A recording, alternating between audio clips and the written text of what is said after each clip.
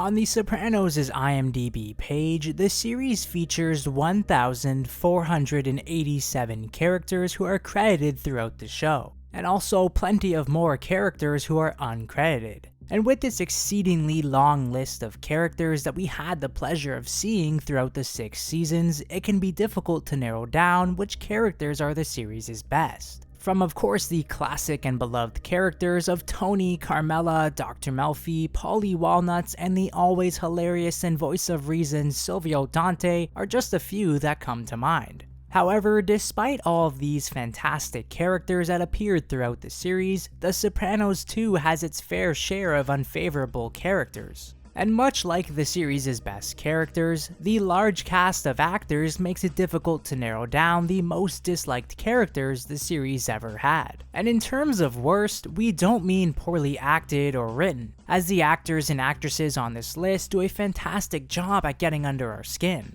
As for the worst characters the series ever had, we're going to be looking at a few aspects. The irritation and aggravation that the character brought to the series on an episodic level apply. The troubles that character brought to Tony in terms of his work or his health with his panic attacks, depression, and anxiety are all at play here for this list. And lastly, in terms of hatefulness, we're looking at just the overall animosity that the character brings to the table. Before we get started, be sure to click subscribe and click the bell to get notifications on all upcoming Sopranos videos. Now let's take a tour at the most annoying, despised, and disliked characters the Sopranos ever had. These are my picks for the 10 worst Sopranos characters of all time. Kicking off this list at number 10 is one of the stupidest and most disappointing characters the series ever had. And when I say stupid, you are probably thinking of something along the lines of AJ, Christopher, Artie, and the expressive Georgie who always happened to speak at the worst possible times. But no, this number 10 spot deservedly goes to Jackie Aprile Jr.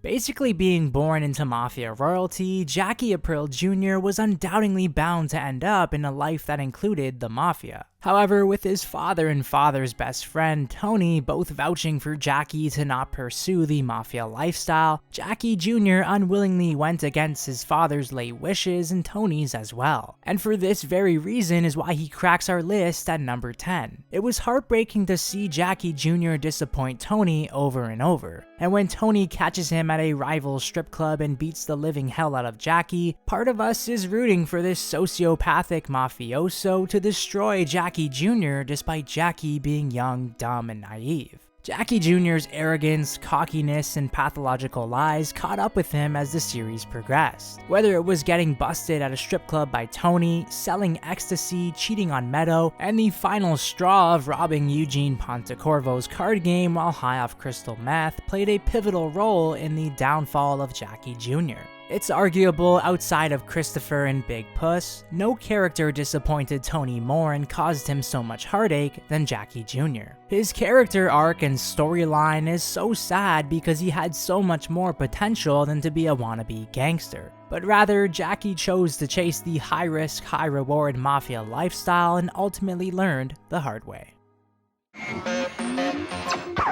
Throughout the series, Meadow Soprano had a few boyfriends, from Jackie Aprile Jr., Finn DiTrolio, and later her fiancé Patrick Parisi. But her first real boyfriend takes our number 9 spot at the worst Sopranos characters in Noah Tenenbaum. Already known that Tony Soprano is a racist individual, it's no surprise that when we first see Tony come downstairs with the discovery of his daughter playing footsies with an African American while watching Public Enemy, he begins to get enraged. And when Meadow heads upstairs, we see the ruthlessness of Tony come out in this one-on-one discussion about Noah's ethnic background. But it's not just this first encounter as to why Noah cracks the list. His upper-class upbringing and attitude makes his character pretentious and annoying, even with blaming Meadow's roommate Caitlin for his bad grade, and how he used Meadow for sex and ended up dumping her shortly after by calling her negative. And while it's up for debate, we here at Soprano Theories certainly think Noah cheated on Meadow with Caitlin.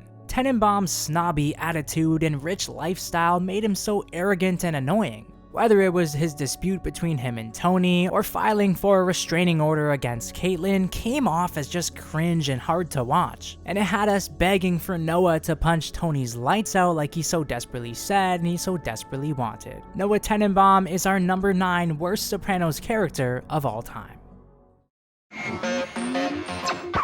Mikey Palmise was often looked at as the Grim Reaper, an individual who always brought up death. Whether it was discussing death with Jackie Aprile Sr. while on his deathbed or with Junior at the Taylors, Palmise's untimely remarks and negativity when it came to death made him unwatchable throughout season 1. So much so that Tony and his crew viewed Palmise as a disease. He brought numerous troubles to Tony and killed Christopher's best friend in Brendan. And when Tony bashes on Mikey's face with a staple gun, it provides us with so much satisfaction that we wish Tony was the one who killed him in the woods. Palmise's infamous death in the woods with his body vibrating off the ground makes it so pleasurable to witness another one of Tony's toxicity troubles get left behind.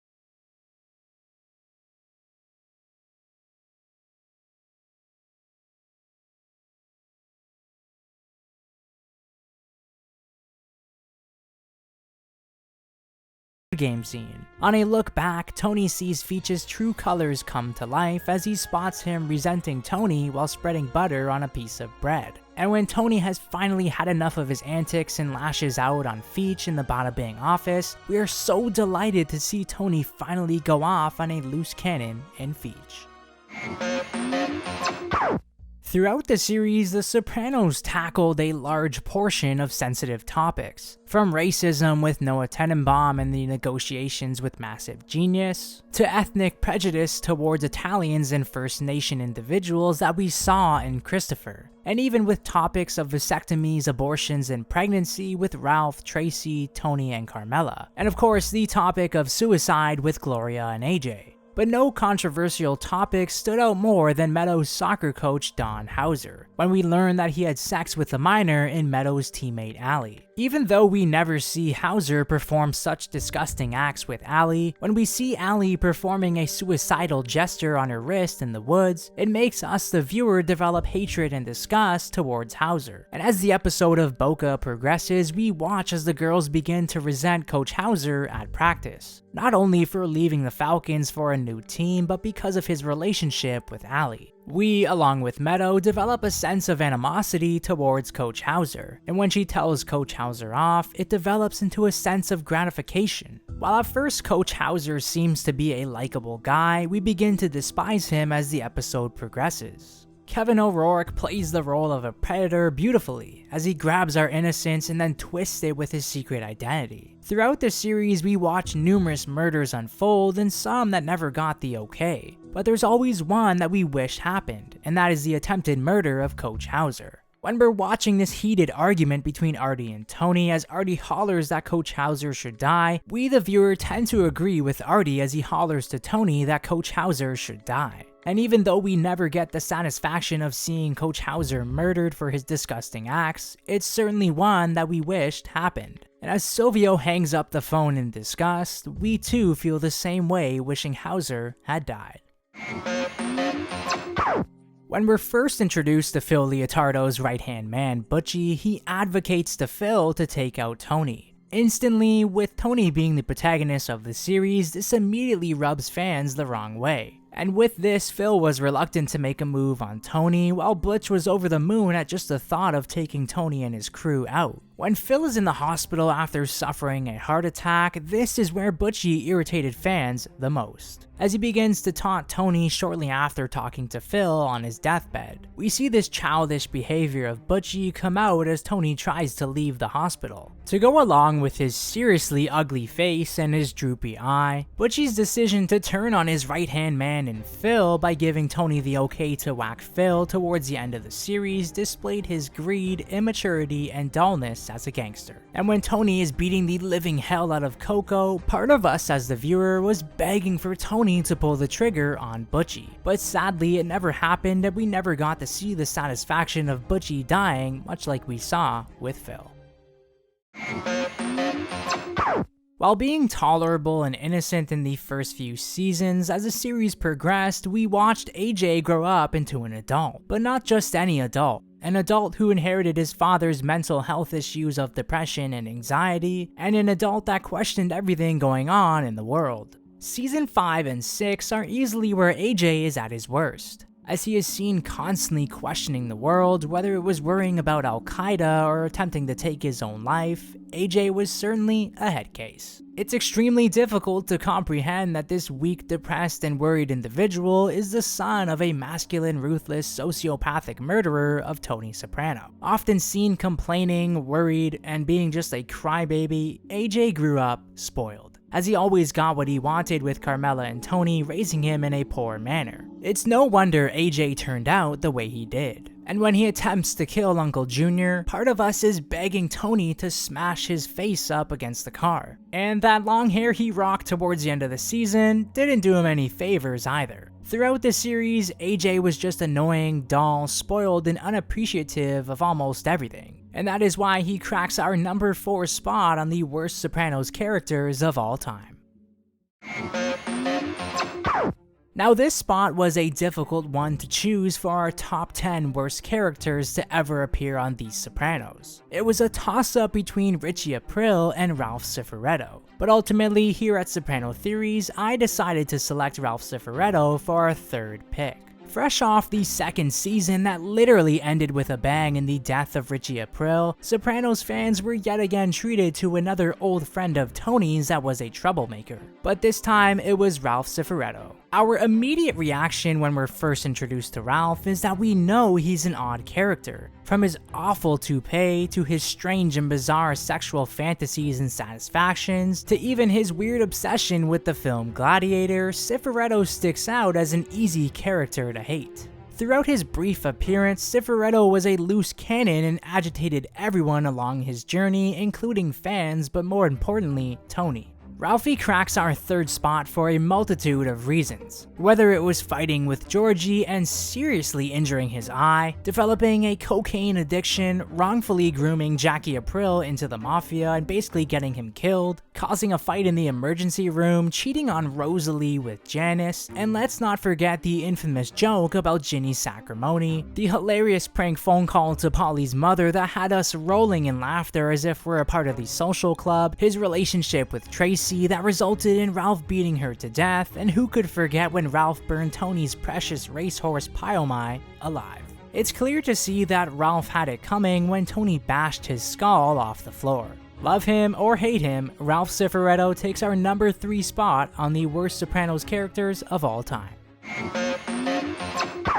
From the moment we are introduced to Janice, we know that she is a weasel, a manipulator, a liar, and someone who just mooches off of her brother's wealth. Whether it was going through different phases with different men, like controlling her anger during her marriage with Bobby, getting involved in cocaine with Ralph, including herself in her brother's business with Richie, or gravitating towards a more religious, forgiving, and musical life with Aaron. Whatever it is, we know that Janice was just a phony. Throughout her life, Janice tried to distance herself from her New Jersey life and her mafia upbringing. And Tony still blames her for leaving him with their aging and depressed mother. Janice is often looked at as the reason why Livia hated her own children. Her arrogance, annoyance, and stupidity always seemed to come at the worst possible time. Whether it was killing Richie Aprile or starting a fight at Sophia's soccer game, Janice could never control that temper she always had. Each time Janice appeared on screen, we just knew that something bad was going to happen or that she was going to ask for money like she always did.